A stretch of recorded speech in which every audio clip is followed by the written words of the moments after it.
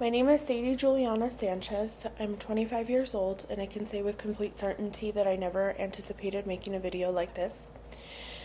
For this week's assignment, I've been asked to eulogize my own life, and I never anticipated having to do this. But I was born on a Friday evening at 10:18 p.m. I have been told that I was born in the exact same fashion that I live. I make my presence known, and when I'm ready for something, it's going to happen. I was born to Robbie and April Sanchez. My parents have been married my entire life, and I have an older sister, and I have a younger sister and a baby brother. I take such pride in being their sister. I love them with my whole heart, and they make me the person that I am today. They're my closest friends, and I couldn't imagine being myself without having my siblings. In addition to that, I take pride in being a good daughter. I was always a daddy's girl, and my parents, even in their worst moments, I know that they loved me with all that they had. I am a friend. I think of myself as a friend to anyone and everyone. I try very hard to make connections with people and to make them feel seen and heard and like there is a place in this world for them.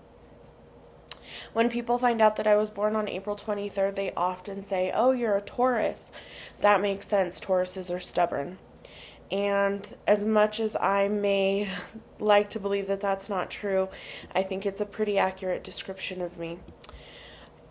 I have always been the type of person that when I want something, I will find a way to get it.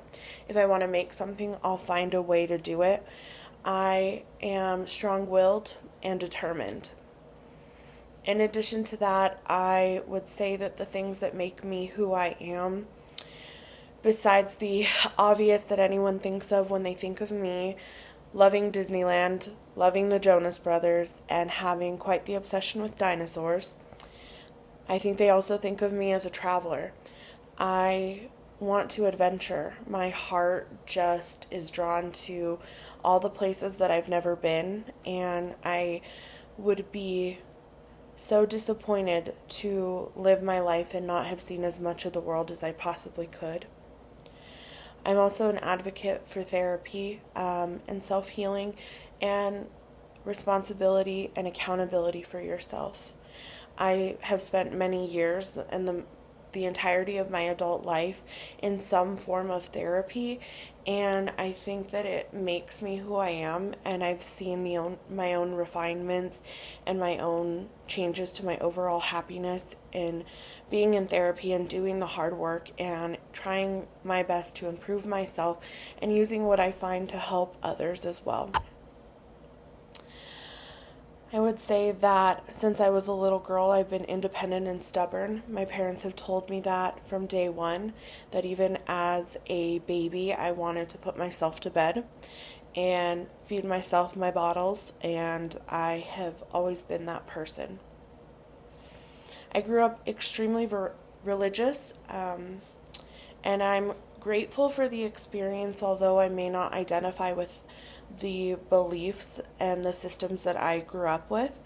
I'm thankful for the moral compass that it has installed in me, and I feel that because of how I was raised and the changes that I've decided to make and having that compass and then finding my own way as an adult, I've been able to learn to be compassionate and to give grace to others and to myself and to just find a way to love myself and those that are around me. As an adult, I have found that the things that I seek the most is peace and happiness. I find that that's worth more than anything else. And my goal and mantra as an adult has been to create a life that I don't feel that I need an escape from.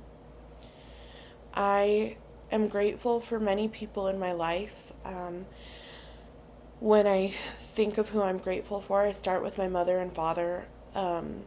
Even though they had many flaws, they have always been my supporters, and they've taught me to be who I am.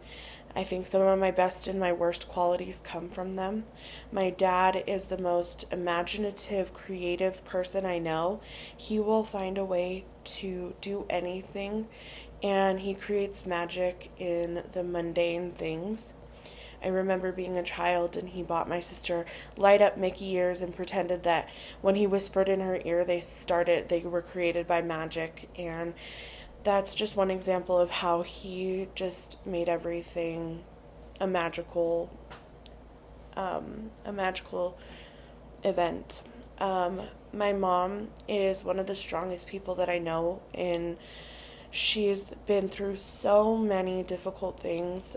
She's taught me what it is to be a good wife. Although I'm not married, I know that my mom is the best wife in the world. She made her vows and she has kept them. And as hard as their marriage has been at times, my mom has been determined to see it through. And I look at my older sister, and she's my biggest supporter in life. She is the measurement that I aspire to be. She has always just created her own path, and I know that no matter what is going on in my life, that I can go to her and find support.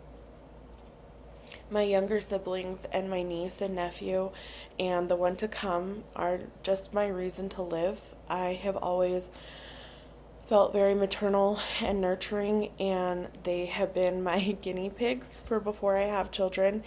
They are my whole world, and I just absolutely adore them. And then I think of my dad's parents, and they gave love and security and psychological safety to me and my siblings, even in the hardest times of our lives. And they nurtured us, and they gave us the opportunity to be children. And last of all, my therapist, Dr. Williams, he has really given me my life back and taught me how to be a person in this world and a person that I want to be, and given me the permission to be free and to be joyous. When I consider what I want to leave behind in this world, I hope that I teach others to create firm boundaries for themselves.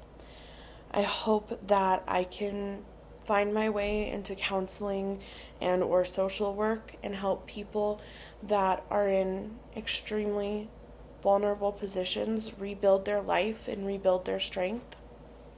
I aspire to be a mother and to have and raise and nurture strong-willed children that are determined and passionate and love their lives and have kind hearts. And when I think about reflecting on my life, I try to live every day like it might be my last. I don't know when it'll all be over, and I want to, if I were to be at the end of my life and know for a moment that it was over, be able to look back and not have regrets. I think of the movie We Bought a Zoo, and in it, the dad tells his children that in life, sometimes all you need is 20 seconds of insane courage and something great will come of it. And that's something that I tell myself in times where I'm fearful and in times that I feel that I have to fake it till I make it. I aspire to be like my dad in the way that he can create magic in everyday life, and I hope that I can create that for others, and I hope that that's what they'll remember me for. And when my time does come, I think for all the people that I know love me, I want to say thank you for loving me. Thank you for creating this place, this special place for me in your lives and in your hearts. And I hope that you do mourn. And the reason why is because mourning is proof that we've had something special and had something we have to be grateful for. But I hope that you don't mourn for too long, but that you that you think of me and you have consolation that wherever I am, I'm okay, and that I'm grateful, and I hope you're grateful that we've had some sort of special connection that was more worth mourning. Thank you.